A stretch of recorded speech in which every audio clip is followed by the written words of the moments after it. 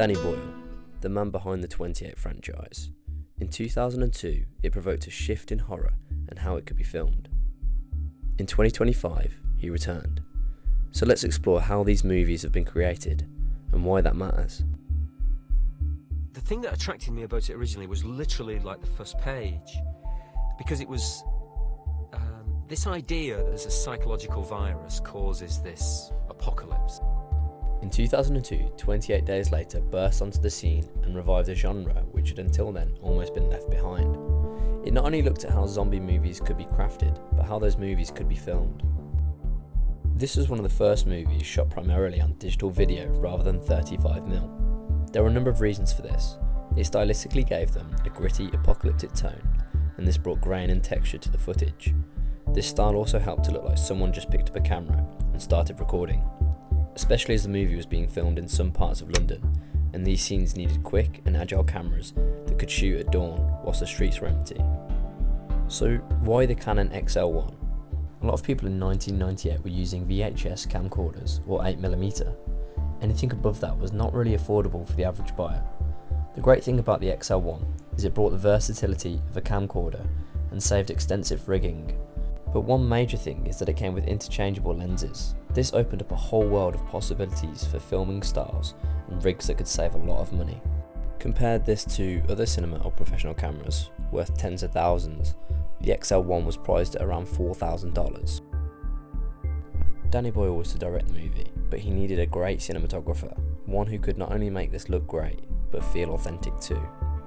Anthony Dodd Mantle, who had worked on productions, was sought out by Boyle for this particular movie.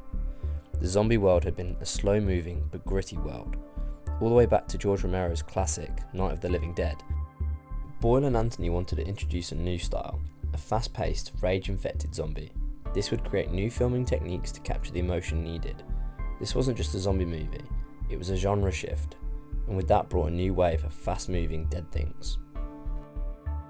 Here's just a few of the shows or games that took inspiration from the techniques used in this movie, whether that be fast-moving infected or dead.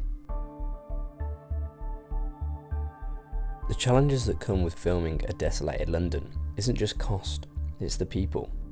This was going to be a challenge, and something Boyle needed to figure out. London is an impossible city to live in, let alone to empty, you know. But basically what we did is we did it very, very simply. We turned up very, very early in the morning. We had a lot of cameras, digital cameras, because we were able to use a lot of them, so that we could capture enough material in 2 minutes of the traffic being held back to create a sequence so that you would feel like the camera's moving around town with him. So there were 3 or 4 shots and the editor could spin them out so that they felt like it was a protracted space he was walking over. The story focuses on a virus outbreak and the collapse of society. It felt eerily realistic and something that made it stand out compared to traditional zombie films. This inspired a horror that emphasised biological terror and societal decay rather than just monsters. In hindsight, it feels especially relevant after real-world events like COVID-19. The final scene of 28 Days Later was filmed on 35mm. This was to signify that for now, the movie was over and the nightmare had ended. Post-movie, however, the digital videos were then exposed onto 35mm and used for the final theatrical release.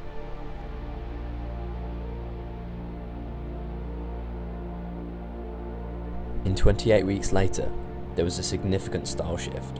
It was bigger budget, more effects, and a more polished cinematography.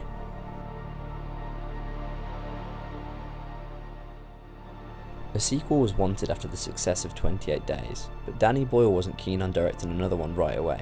He felt he'd told the story he wanted to tell, a small, emotional exploration of survival and morality. Boyle wasn't drawn to sequels because he prefers to do something new and tonally different each time. And this kind of fits his career. He went on to do Millions, Sunshine, and Slumdog Millionaire instead. Boyle served as executive producer on 28 Weeks Later. He helped choose Juan Carlos Fresnadillo as the new director after being impressed by his earlier film, Intacto.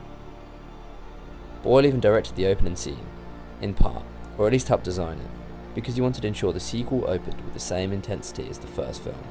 So the change wasn't a hostile, more of a handover of creative control. For 28 weeks later, there was a mix of digital and 35mm, with the use of Aricam models. The production played around with 35mm, 16 and Super 16. This gave the movie a more polished aesthetic. Hollywood influence also meant cinematographer Enrique Chediak had a lot more to play with visually and had a bigger budget for VFX. There was more post-production, effects and gore which needed a high resolution and film quality.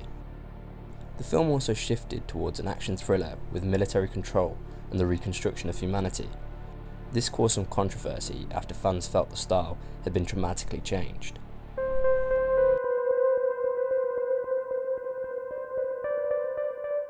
"28 years later, the return of Boyle and Mantle. There was a sense here to get back to their roots and create something that felt raw and intimate. Similar to back in 2002, they used the everyday technology of the time. Fast forward 2 decades later, and the iPhone seemed the perfect way to establish this. There needed to be great cinematography, but with a gripping story behind it.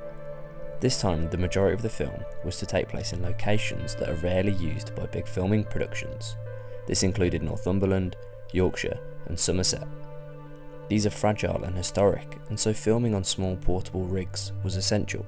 The rig itself could consist of up to 10 to 20 iPhones at once, which allows for dynamic and immersive sequences. The iPhones also used anamorphic adapters. The lens squeezes a wide scene sideways, so it can fit onto a normal camera sensor or film. Later, the image is stretched back out, making it look extra wide. So this is an array of 20 smartphones on one synchronized board, if you like, which allows you to photograph a scene inside it, like me inside it, and give you a real sense of 3D. They also used the DOF adapter MK3, which allowed lenses like the Atlas Mercury series, or older Cine-Glass-like Canon K35 lenses. This gives you much more control over look, depth of field, and overall cinematic feel. The crew also used drones, action cameras, and traditional digital and film-based camera setups for certain shots. There were a lot of constructed sets, like the Bone Temple, with its thousands of replica bones, and this added to the film's world building, thus making the post-apocalyptic world feel lived in and deeply unsettling. Overall, the innovation of these films has shown how in continually evolving how we produce them, both in front and behind the camera, we can create new ways of visually and emotionally experiencing movies.